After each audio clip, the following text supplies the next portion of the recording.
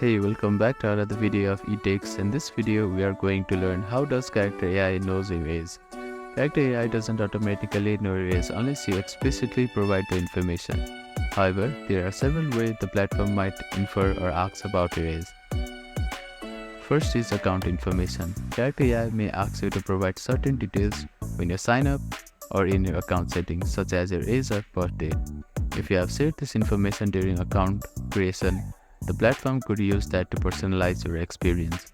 If you mention your age during chat with the AI, it might remember or store that information in the context of your conversation. Some platforms, including Character AI, have age-related content filter or restricted based on a state or inferred age. This filter might limit the type of conversation or interaction you are allowed to have. If you have never explicitly mentioned your age but engage with the AI in a way that might reveal your age, the AI might infer an approximate age based on the conversation, although this is less common.